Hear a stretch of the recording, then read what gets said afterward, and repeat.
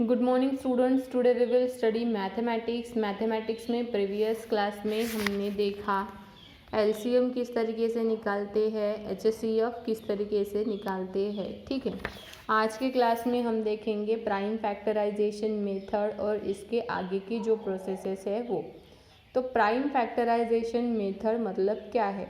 ठीक है, तो a factorization in which every factor is a prime is called prime factorization of the number.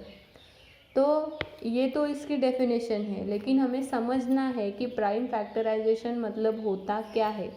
तो क्या होता है, जैसे हम 21 के फैक्टर्स लेते हैं तो 21 को हम क्या करते हैं, 7 मल्टीप्लाइड बाय 3 करते हैं तो 7 3 ज़ा 21 हम बोलते हैं। ठीक है, और प्राइम नंबर हम किसे बोलते हैं, प्राइम नंबर वो नंबर है जिसे सिर्फ वो नंबर और एक से ही क्या होता है, डिवाइड होता है या भाग जाता है, वो नंबर है हमारी प्राइम नंबर। तो 3 और 7 ये क्या है, प्राइम नंबर है। तो ये प्राइम नंबर्स ही आती है। तो अगर हम फैक्टराइजेशन मेथड यूज़ करते हैं और फैक्टराइजेशन मेथड्स यूज़ करने के बाद हमें आंसर में सिर्फ प्राइम नंबर ही मिलता है तो उसे हम क्या बोलते हैं, प्राइम फैक्टराइजेशन मेथड ये बोलते हैं। ठीक है, तो यहाँ पर आपको कुछ एग्जांपल्स दिए हैं, जैसे 48 का 2 इंटू 24। अभी 2 ये प्राइम नंबर है बट 24 प्राइम नंबर है क्या, नहीं, ये क्या है, कंपोजिट नंबर है।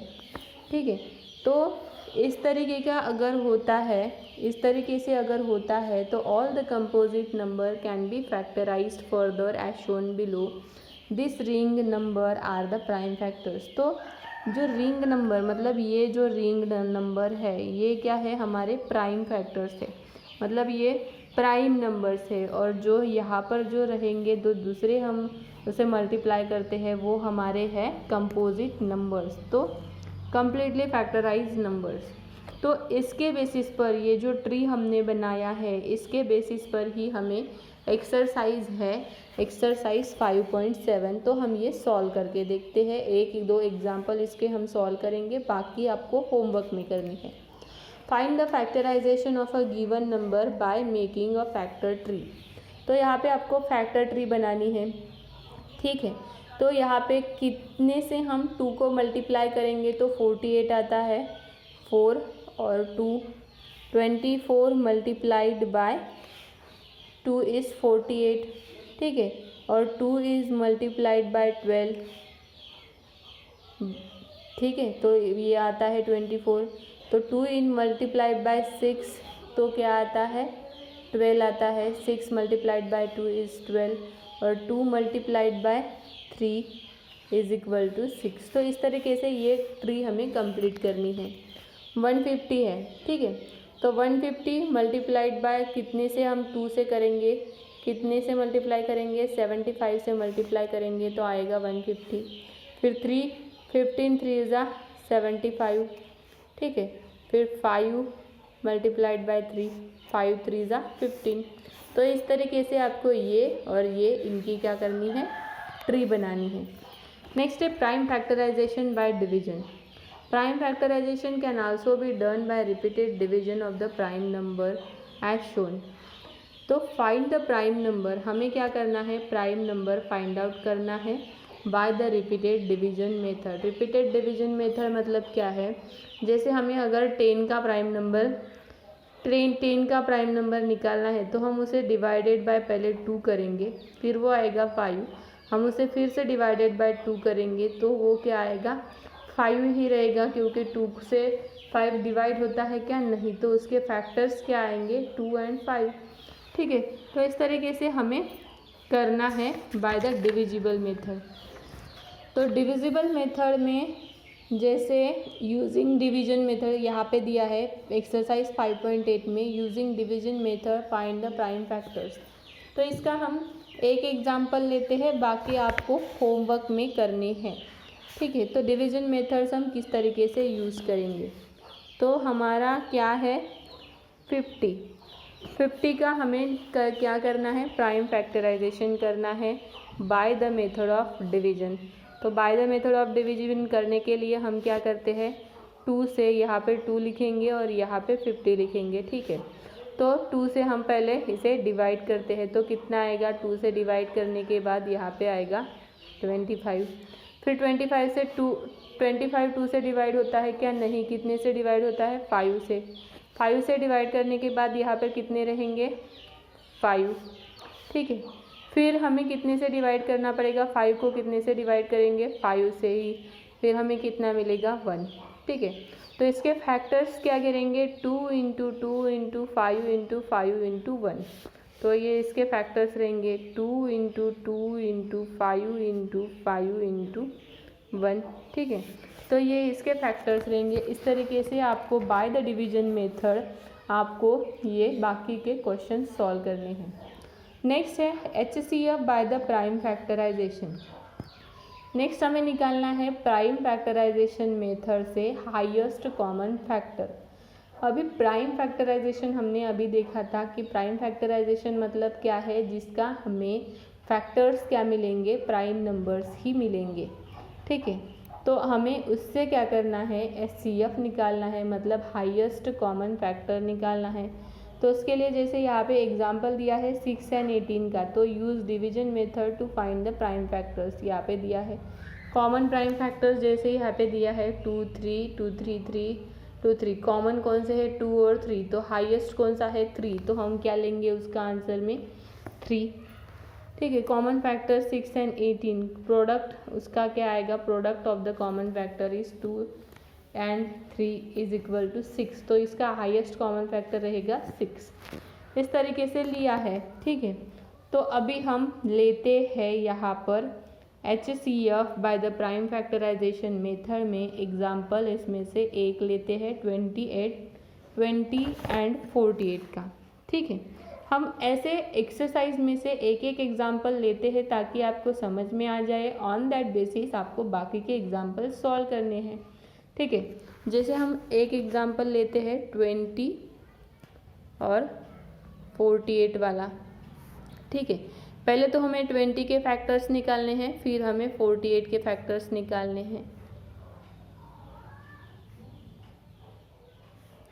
ठीक है।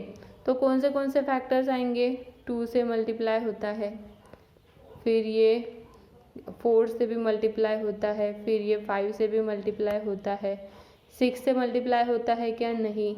7 से मल्टीप्लाई होता है क्या, नहीं। 8 से मल्टीप्लाई होता है क्या, नहीं। 9 से नहीं। 10 से हाँ होता है, फिर 20, ठीक है।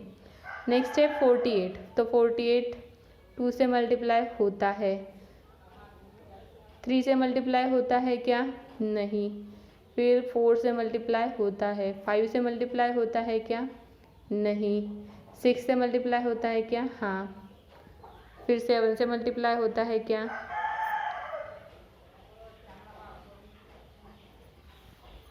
नहीं। 8 से मल्टीप्लाई होता है क्या, यस। 9 से मल्टीप्लाई होता है क्या, नहीं। 10 से मल्टीप्लाई होता है क्या, नहीं। 11 से मल्टीप्लाई होता है क्या, नहीं। 12 से मल्टीप्लाई होता है,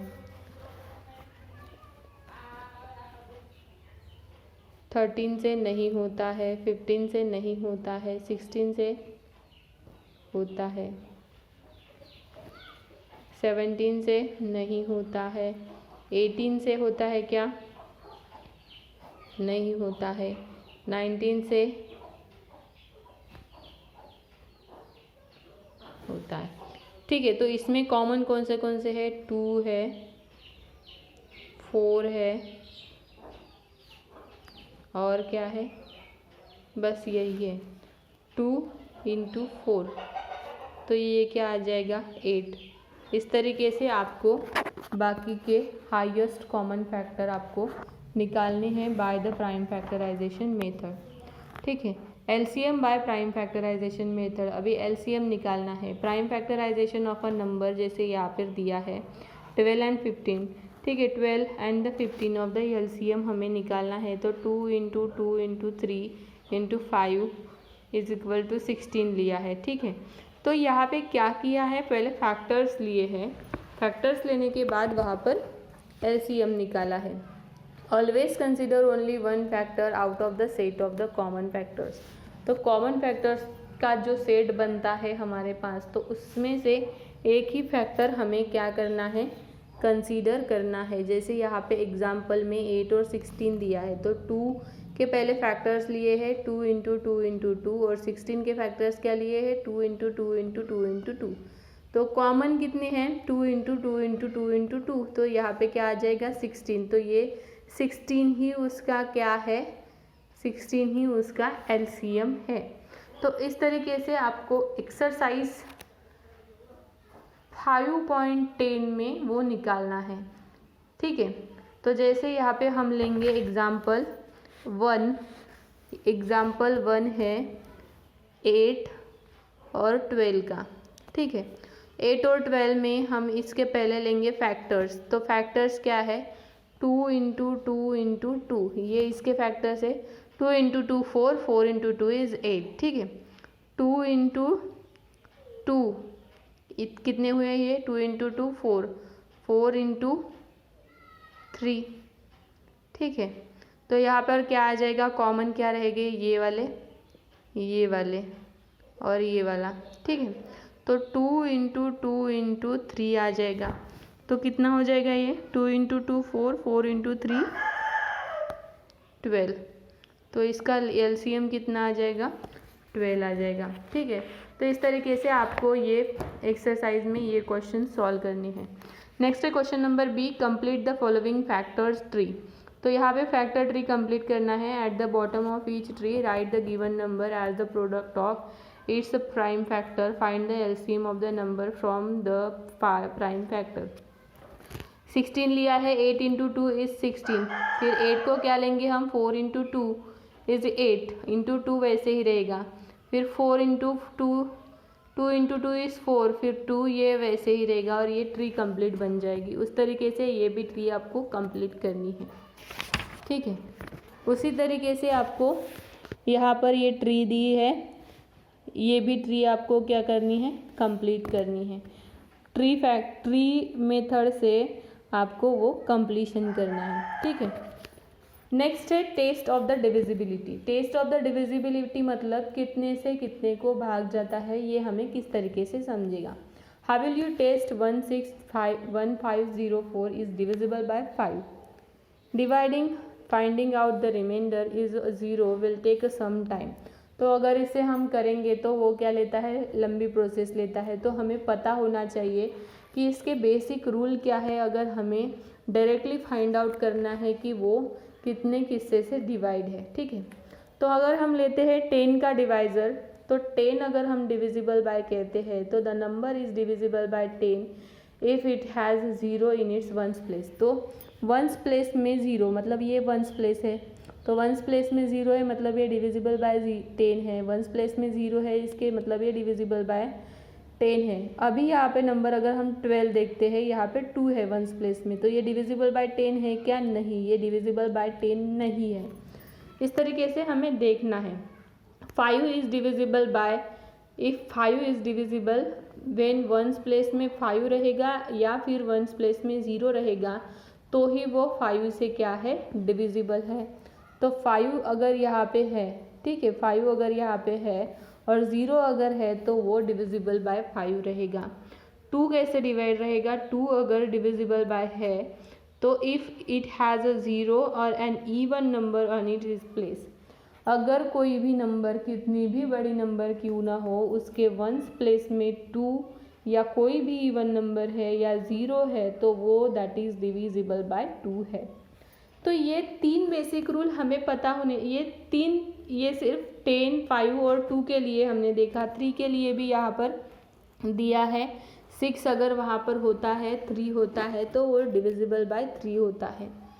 देन है divisible by 4, a number which is divisible by 4 if a number form by last 2 digit is divisible by 4।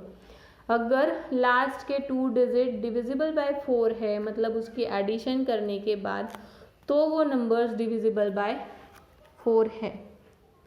अगर डिविजिबल बाय 9 हम कहते हैं तो sum of its digit is divisible by 9। अब अभी सम मतलब क्या है, जैसे ये 5 डिजिट नंबर है तो हम क्या करेंगे 1 + 3 + 4 + 6 + 4 कितना आता है 18। 18 is divisible by 9, so the number is divisible by 9।